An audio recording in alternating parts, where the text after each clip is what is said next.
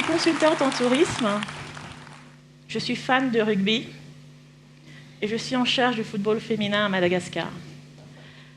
Souvent, ça a l'air d'être tellement incongru qu'on me pose « mais qu'est-ce que tu fais là ?» Et je dis « tu sais, le tourisme et le sport, le football féminin, c'est la même chose. Quelque part, c'est créer, gérer un produit et faire vivre une expérience à des gens et susciter des émotions. C'est la même chose. Et je peux même dire que tourisme et football féminin contribuent aussi au développement d'un pays. Je me suis amusée à prendre deux listes. La liste des pays les plus développés, les plus riches, bon, développés égale riche, et la liste des 10 pays les plus élevés dans le classement de football féminin FIFA.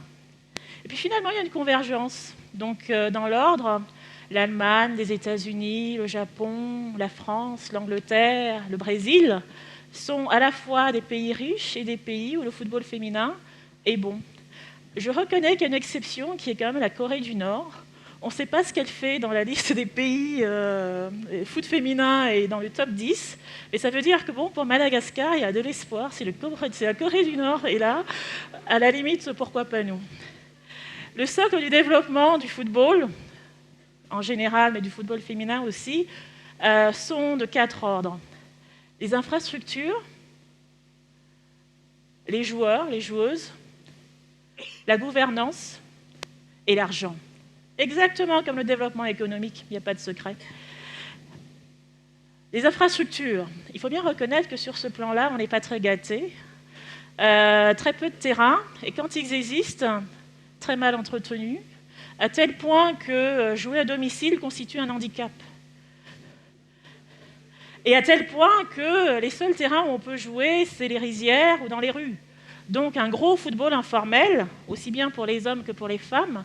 Donc Bolla Puktan, Bolla Tanbar. Et ça implique aussi que beaucoup de gens jouent au football.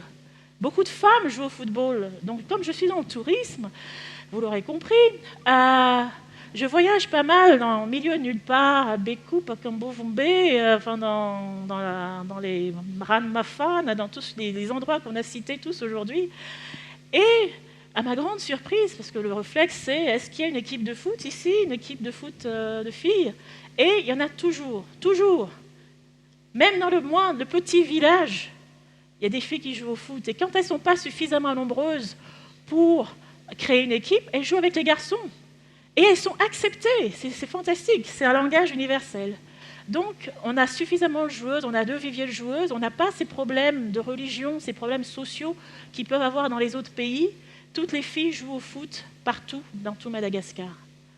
La gouvernance, donc, c'est la fédération. C'est trop souvent décrié, à mon avis.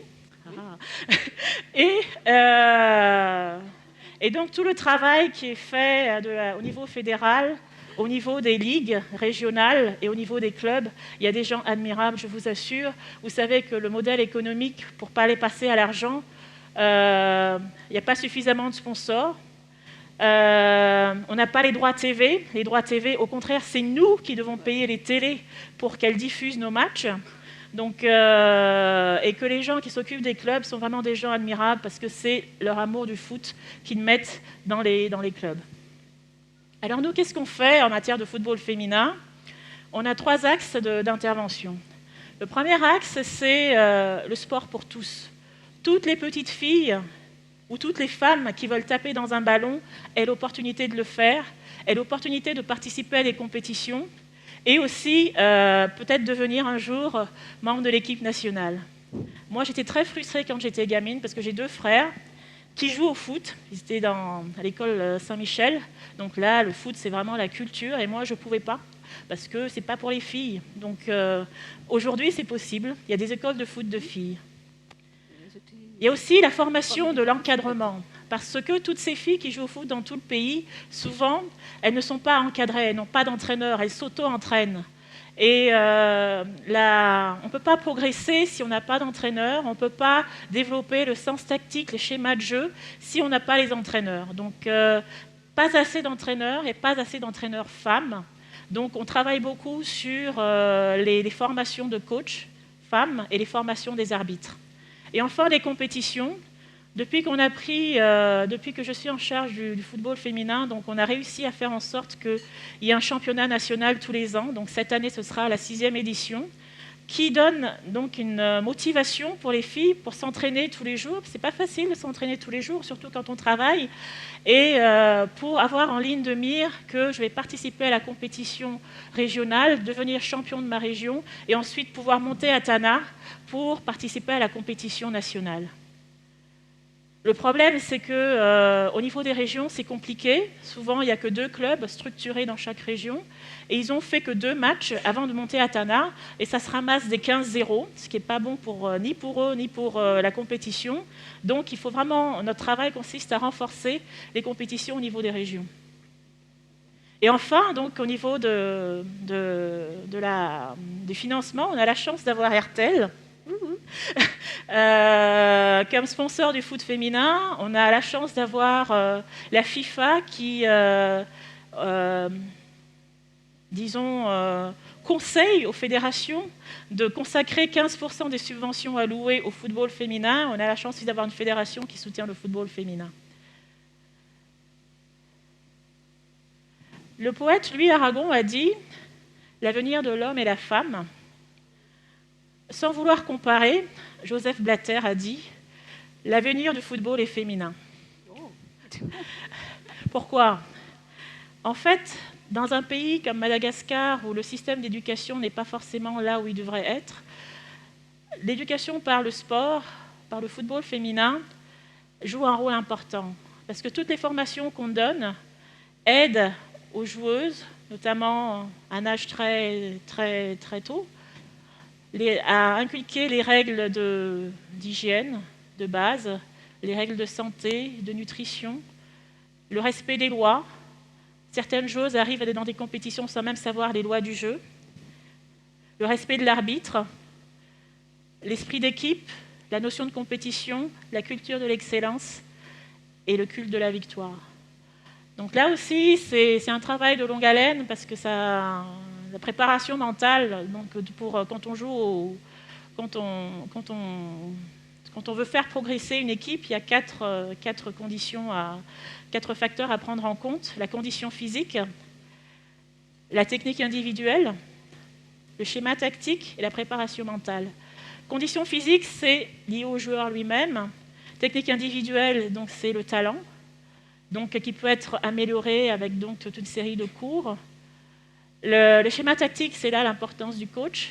Et la préparation mentale, je ne sais pas, il faudrait peut-être qu'il y ait des cours de formation de formateurs en préparation mentale, parce que là, on encaisse tous nos buts, hommes comme femmes, dans les 10 dernières minutes, 80e à la 90e minute.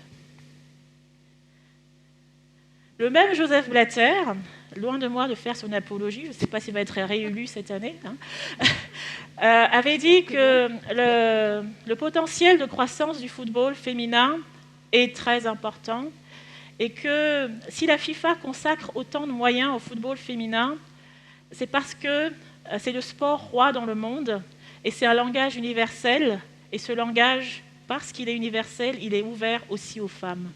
N'allez pas croire une seconde que c'est facile, c'est un combat permanent de tous les jours pour avoir les budgets, pour lutter contre la lassitude, la fatigue, l'énervement, l'impatience par rapport aux résultats immédiats, parce que dans ce pays, on veut croire au miracle, on veut penser, on veut toujours gagner tout de suite. Donc là, là, on a gagné hier, je voulais vous annoncer qu'on a gagné hier au Botswana 1-0, l'équipe nationale. Patricia, tu arrives à ton temps. Mais c'est exceptionnel. C'est-à-dire que pour construire une équipe nationale, il faut 15 ans au moins. Donc c'est sur la durée. C'est un travail de longue haleine. Il faut se battre contre un environnement, je ne voulais pas le dire, on m'a demandé de ne pas le dire, mais l'environnement est quelquefois médiocre. D'accord, je termine. Merci de votre attention.